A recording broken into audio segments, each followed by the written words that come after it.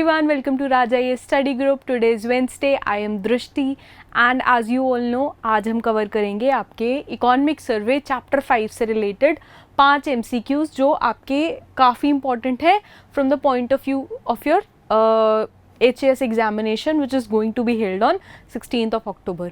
आई hope जितने chapters हमने पहले कवर करे हैं वो आपने अच्छे से रिवाइज करे होंगे, उनके कंसाइज नोट्स बना लिए होंगे, राइट. एंड जितना जितना सिलेबस आपका कवर होता जा रहा है प्लीज़ उसका अच्छे से रिविजन करते जाइए, राइट. Let's get started. आज का आपका पहला क्वेश्चन है, which of the following statements about NABARD. NABARD की जो फुल फॉर्म है that is National Bank for Agriculture and Rural Development, NABARD are correct.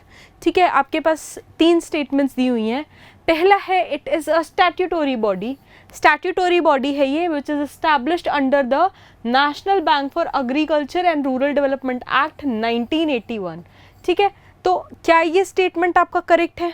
Second is it provides training to handicraft artisans and helps them in developing a marketing platform for selling these articles. क्या ये statement correct है? क्या नबार्ड आर्टिजियंस को help करता है या नहीं करता, राइट. सो आपके पास जो आपके ऑप्शंस दिए हुए हैं आपको चूज़ करना है इनमें से.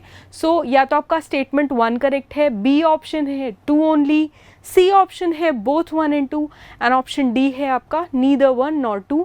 दोनों ही स्टेटमेंट्स आपके इनकरेक्ट हैं. सो आप 2 सेकेंड के लिए अपना वीडियो पॉज कर सकते हैं, इसका करेक्ट आंसर सोच सकते हैं.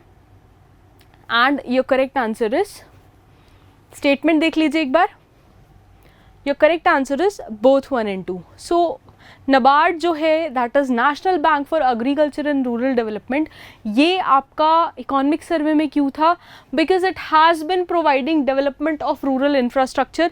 ठीक है, इसके अंदर माइक्रो क्रेडिट आता है. आपका फार्मर प्रोड्यूसर जो ऑर्गेनाइजेशंस होती हैं जो कि लीगल एंटिटीज़ हैं उनको ये क्रेडिट प्रोवाइड करता है. रूरल फार्म हो गया, आपका नॉन फार्म सेक्टर हो गया, इसमें रीफाइनेंस की बात हो गई. बिसाइड्स जो क्रेडिट डिलीवरी सिस्टम होता है स्टेट में उसको स्ट्रेंथन करने के साथ साथ नबार्ड और बहुत सारे काम करता है. अच्छा, इस सब के साथ एडिशनली नबार्ड क्या कर रहा है? इम्प्लीमेंट कर रहा है in association with certain centrally sponsored schemes जो आपकी क्रेडिट लिंक्ड सब्सिडी है वो प्रोवाइड कर रहे हैं. नाउ सिमिलरली टू मिटिगेट कोविड-19 का जो इम्पैक्ट आया था, नबार्ड ने प्रोवाइड करा था एक special liquidate facility of ₹660 crore basically जो कोऑपरेटिव एंड रूरल बैंक्स हैं हिमाचल प्रदेश में उनके लिए. एक बार नबार्ड का जो पूरी डिटेल है वो देख लेते हैं.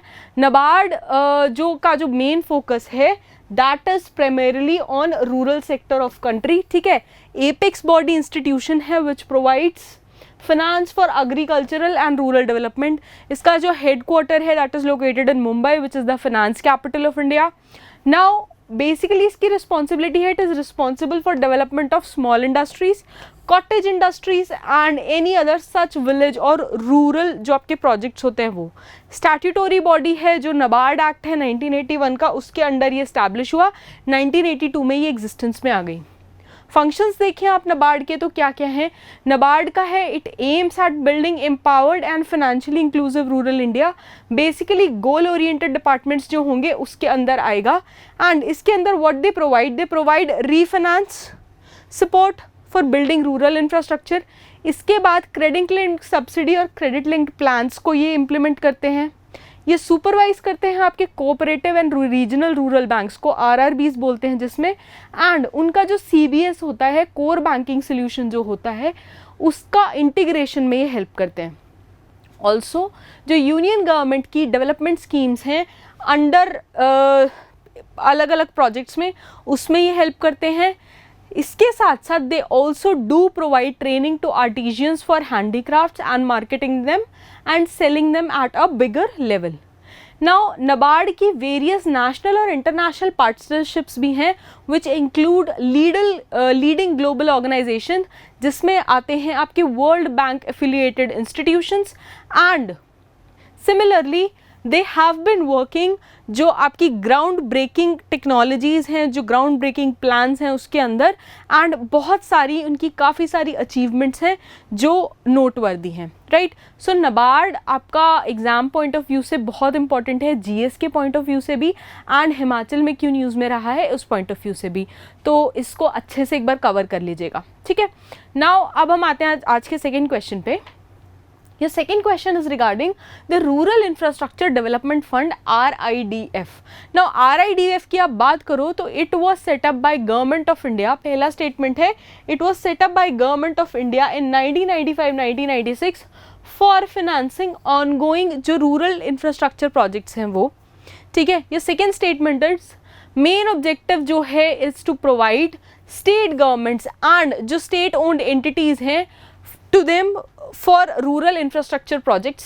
सेकेंड ऑप्शन ये है. थर्ड ऑप्शन है आपका related to SIDBI. The fund is maintained by Small Industries Development Bank of India which is called SIDBI. तो Rural Infrastructure Development Fund है. Is it maintained by SIDBI? आपके पास तीन statements दिए हुए हैं. The options which you have to choose from are 1 and 2 only, 2 and 3 only, 1 and 3 only and या तीनों ही statement correct है 1, 2 एंड 3. राइट. अगेन आप अपना वीडियो पॉज कर सकते हैं, इसका करेक्ट आंसर सोच सकते हैं. And the correct answer is 1 and 2. Third statement आपका गलत है. अगर हम RIDF की बात करें, रूरल इंफ्रास्ट्रक्चर डेवलपमेंट फंड की बात करें, तो this was set up by government of India in 1995-1996. ठीक है. एंड ये बेसिकली इस्टेब्लिश करा गया था for financing ongoing rural infrastructure projects.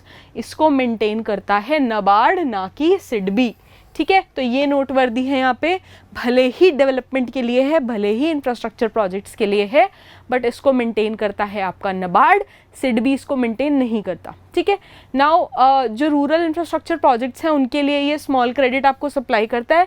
And जो एक्टिविटीज़ हैं फिनेंस्ड हैं RDF, वो बेसिकली 3 कैटेगरीज के अंदर आपकी कैटेगराइज करी जाती हैं. ठीक है. The first one is agriculture and related sector, then आता है आपका सोशल सेक्टर, एंड थर्ड आता है आपका रूरल कनेक्टिविटी. ठीक है जी.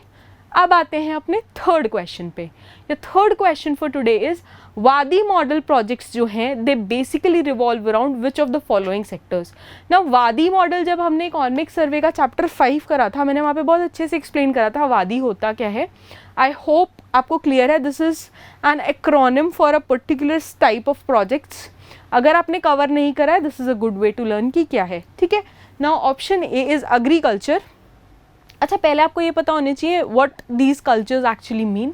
एग्रीकल्चरल मीन्स खेती बाड़ी. ठीक है. Second is sericulture. Sericulture is the cultivation of silk. Option C is pisciculture. Pisciculture is the rearing of fishes. ठीक है. या फिर D is pharma industry. And your correct answer for this is A agriculture. Now वादी की बात करें, वादी news में क्यों था? बिकॉज इकोनॉमिक सर्वे में it has found mention under your special refinance schemes. Now PACS की अगर हम बात करें, प्राइमरी एग्रीकल्चरल कोऑपरेटिव सोसाइटीज़ की बात करें, जिसमें इस्टेब्लिश करे गए आपके मल्टी सर्विस सेंटर्स. नाउ जो आपकी स्पेशल रिफाइनेंस स्कीम्स हैं अंडर नबार्ड के, जो वाटरशेड एंड वादी प्रोजेक्ट्स हैं, उसके अंदर इसकी इंपॉर्टेंस बहुत आ जाती है. नाउ बहुत सारी फील्ड्स के अंदर स्पेशल रिफाइनेंसिंग आपकी प्रोवाइड करी गई, whether it is micro food processing etcetera etcetera, sanitation and hygiene services हो गई, उसके अंदर वादी का मेंशन आता है. वादी है क्या, एक बार देख लेते हैं. नाउ नबार्ड जो है, this has been basically pushing for supporting the development projects in your tribal areas and tribal development areas under tribal development fund.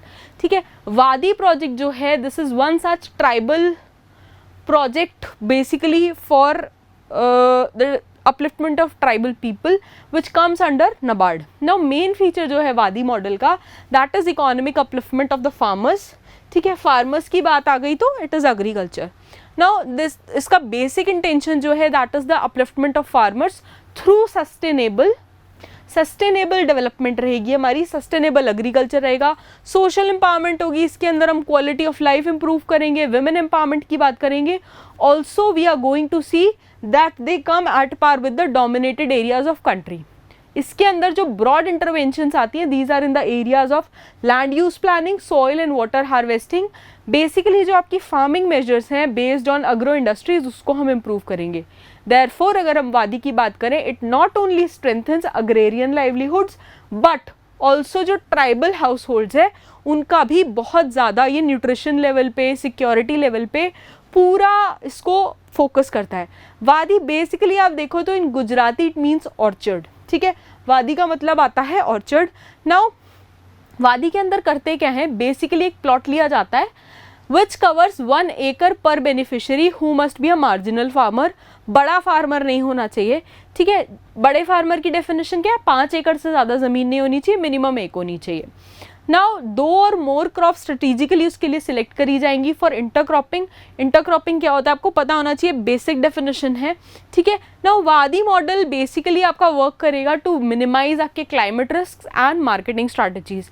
Now each section में you can also grow cash crops like cashews, mangoes, लीचीज etcetera, and इनको plant करा जाएगा crops के साथ ताकि जो farmer है उसको मैक्सिमम आउटपुट मिले, राइट। अब आते हैं अपने आज के 4th क्वेश्चन पे। Your 4th question is which of the following districts have not been covered under watershed development project of NABARD, ठीक है, जिसका नाम है watershed and springshed project। Now options are Kullu and Una, your option B is Mandi and Chamba, option C is Kinnaur and Lahaul and Spiti, and option D is Shimla and Sirmaur। Again you can pause your video for 2 seconds and mark the correct answer for it, and your correct answer is Kinnaur and Lahaul Spiti. So NABARD का जो basically ये watershed and springshed projects है, ये बाकी जितनी भी 10 districts हैं हिमाचल की उनमें इम्प्लीमेंट हो चुका है, एंड किन्नौर एंड स्पीति में इसको अभी इम्प्लीमेंट नहीं करा गया है, not this financial year, but they have been kept aside for the next financial year. Next financial year में इनको भी वाटर शेड डेवलपमेंट प्रोजेक्ट के अंदर लेके आया जाएगा। This is the current plan. I hope water shade development का पूरा कंसेप्ट आपको क्लियर है। प्लानिंग्स में हमने पढ़ा होगा कि कैसे कैसे क्या चीज़ प्रोसीड करी, right. Now central technical support agency की बात करें तो which is the central technical support agency for DDUGK which is दीन दयाल उपाध्याय ग्रामीण कौशल योजना इन हिमाचल प्रदेश, ठीक है। तो इसके लिए जो सेंट्रल टेक्निकल सपोर्ट एजेंसी है वो क्या है, A is NABARD, B is NABCONS, C is SIDBI, D is none of the above. बड़ा डायरेक्ट क्वेश्चन है, सीधे सीधे इकोनॉमिक सर्वे की डायरेक्ट लाइन से बनाया गया है, and your correct answer is NABCONS। तो NABCONS की बात करें तो NABCONS is NABARD consultancy services. This is owned subsidiary of NABARD and basically this is engaged in providing consultancy in all spheres of agriculture हो गया, rural development हो गया, allied sector हो गया, एक्सेट्रा एक्सेट्रा। नाउ NABARD का basic function क्या है, जो NABCONS है it basically leverages on core competence जो है आपका NABARD in the areas of agricultural development, and उससे जितने भी रिलेटेड डिसिप्लिनरी प्रोजेक्ट्स होते हैं, बैंकिंग हो गया, इंस्टीट्यूशनल ट्रेनिंग हो गई, एक्सेट्रा एक्सेट्रा, उसमें काम करता है। NABCONS का अगर आप देखो तो फॉलोइंग मेजर ये चीज़ें जितनी भी हैं इसको असाइन करी जा रही हैं। क्या क्या चीज़ें देखता है, it does the impact evaluation study of farmer producer organizations in Himachal Pradesh, comprehensive study देखता है हैंडलूम सेक्टर की Himachal Pradesh, technical support unit है of Deen Dayal Upadhyaya Grameen Kaushal Yojana, as I already told you statement था जो आपका। Third party evaluation, third party survey करता है of this toilets conducted by SJVN is Satluj Jal Vidyut Nigam in 4 states। 4 states में फंक्शन करती है सतलुज जल विद्युत निगम, उनका जो पूरा सर्वे करता है that is done by NABCONS। Third party inspection जो है ऑफ जो आपका बॉर्डर एरिया डेवलपमेंट प्रोग्राम है वो भी NABCONS ही करता है, ठीक है। सो NABCONS अपने आप में बहुत इंपॉर्टेंट है, यूजुअली आपको पढ़ने को नहीं मिलता है। सो NABCONS के जितने भी फंक्शंस हैं अच्छे से पढ़ लीजिए, आपको आगे एग्ज़ाम में हेल्प करेंगे बहुत ज़्यादा। जितने भी टॉपिक्स हम कवर कर रहे हैं these are very important. Please separate notes बनाते जाइए, क्रिस्प जो 1 लाइनर्स हैं उनका 1 लाइनर्स में आंसर करिए and keep them revising, right. I am getting continuous queries from students की मैम सिलेबस बहुत ज़्यादा कवर नहीं हो रहा है, क्या याद करें क्या नहीं करें। सिलेबस इसलिए बहुत ज़्यादा लग रहा है बिकॉज स्टार्टिंग से हमने अच्छे से टाइम टेबल बना के ऑर्गेनाइज्ड वे में तैयारी नहीं करी है। पहले हम अपने मन से पढ़ रहे थे, हिस्ट्री पढ़ ली, अभी पॉलिटी का मन है पॉलिटी पढ़ ली, but there had to be a time table. I have been telling you guys, अभी भी टाइम है, अच्छे से रिवाइज करिए, अपने टाइम को प्रॉपर सेगमेंट्स में बांटिए, जितना टाइम है जितना बेस्ट दे पाए अपनी तरफ से वो दीजिए, and go crack the paper on 16th of October, right. Will meet again on Saturday with your next chapter of economic survey, and next Wednesday मिलेंगे with your next set of multiple choice questions from economic survey, right?